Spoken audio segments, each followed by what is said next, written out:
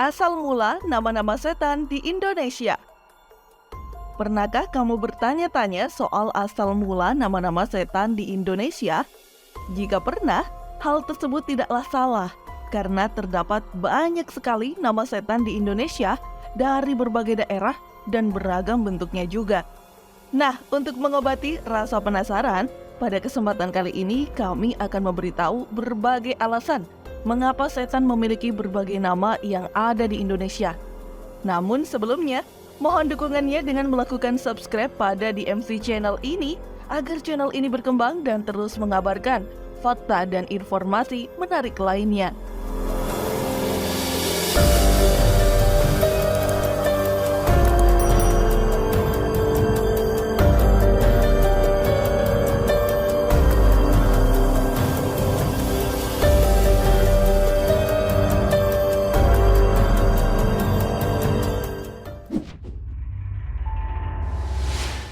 Kuntilanak.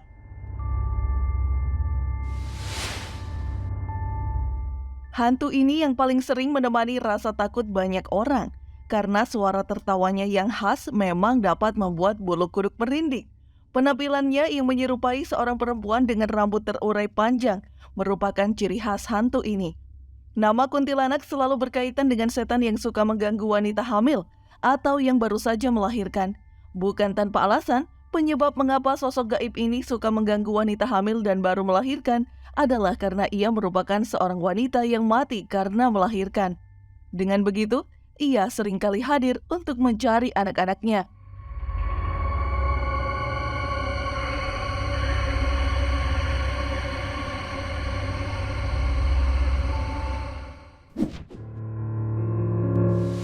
Genderuwo.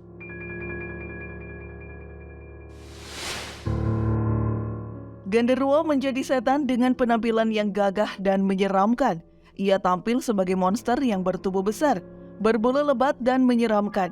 Malah tidak heran jika ia dikategorikan sebagai hewan monster oleh beberapa orang.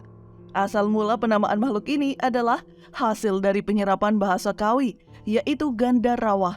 Makhluk ini dikisahkan sangat suka tempat yang teduh, gelap dan sepi seperti batu berair, pohon besar, dan bangunan tua.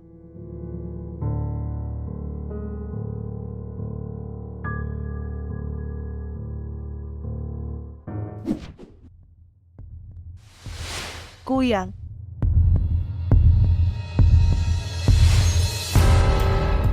Kami yakin kamu sudah tidak asing dengan makhluk mengerikan yang satu ini ya. Ya, wujud dan tingkah laku kuyang sudah dikenal di banyak daerah. Wujudnya yang berupa kepala perempuan dengan badan yang hanya berupa organ dalam manusia membuatnya mudah dikenali. Setan ini suka minum darah dan berpindah tempat dengan cara terbang dan hinggap di pohon-pohon yang tinggi. Tidak semua darah manusia ia sukai. Ia hanya suka menghisap darah yang berasal dari ibu yang baru saja melahirkan. Selain itu, darah dari janin yang masih dalam kandungan juga sangat ia sukai.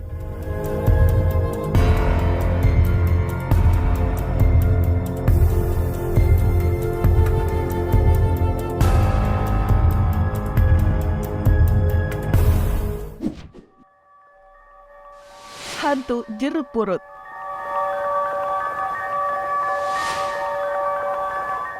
Setan yang satu ini memang cukup terkenal di Indonesia. Kepopulerannya meningkat setelah terdapat film horor Indonesia pada tahun 90-an. Satu hal yang menarik adalah bahwa setan ini nyata dan menjadi terkenal di salah satu TPU, yaitu TPU Jeruk Purut. Kisah ini bermula ketika seorang penjaga TPU bertemu dengan setan berwujud pastor tanpa kepala sedang membawa anjingnya. Kisah ini pun cepat terkenal dan populer pada tahun 1986. Malah, jika penasaran dan ingin menyaksikan sendiri, terdapat beberapa syarat yang perlu kamu penuhi. Kamu perlu pergi ke TPU tersebut pada jam yang pas, yaitu pada hari Jumat tengah malam. Kamu dapat pergi sendiri atau ditemani beberapa orang. Jika ditemani, pastikan jumlah dan teman-teman kamu selalu ganjil.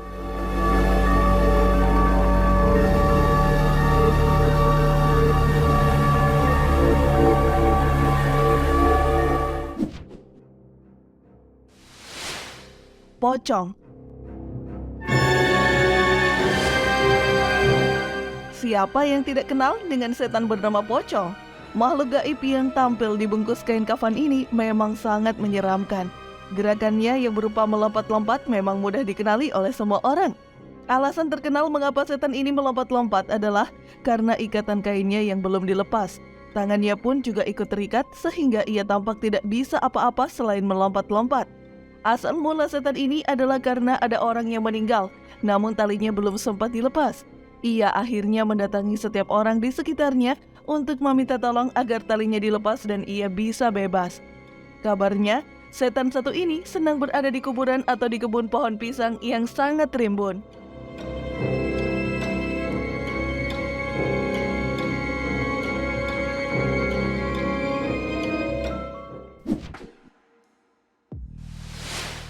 Wewe Gombel.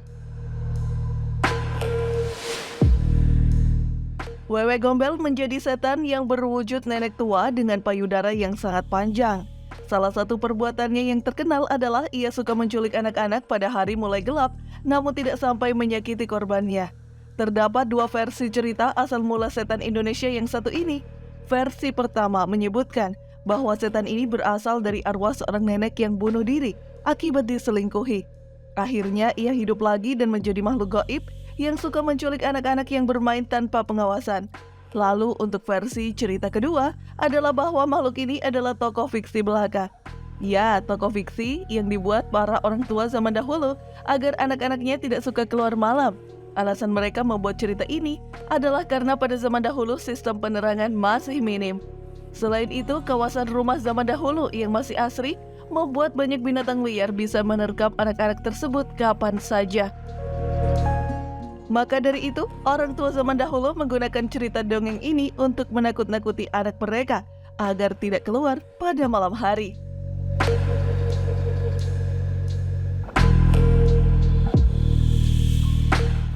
Pada dasarnya, Indonesia memiliki banyak sekali makhluk gaib karena mitos dan hal-hal yang berbau spiritisme masih kental di Nusantara.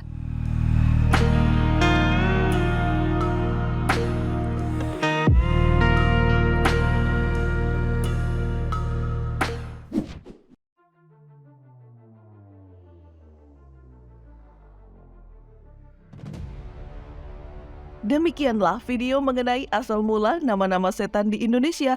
Semoga dapat mengobati rasa penasaran kamu. Sampai jumpa di video menarik kami berikutnya ya.